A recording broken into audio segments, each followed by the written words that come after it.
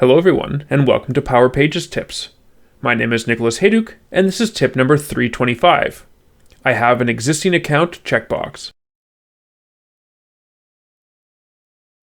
The invitation code process is important if you want to associate existing contacts from Dataverse with login credentials. The page the user sees when redeeming the code includes a checkbox labeled, I have an existing account.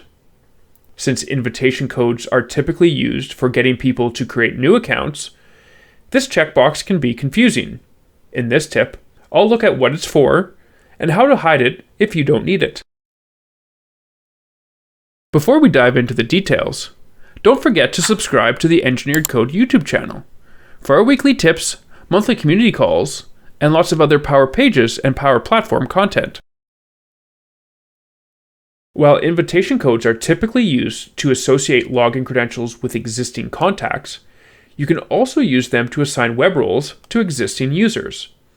In this case, the I have an existing account checkbox can be useful.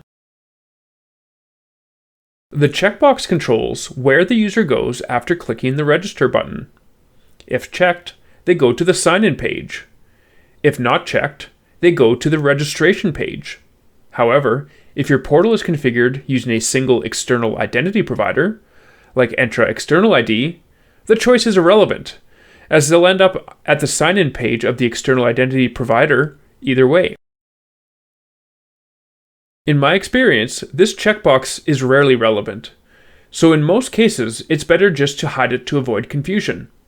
This can be done with a simple bit of CSS, which I've detailed in my blog post from January 28th, 2021.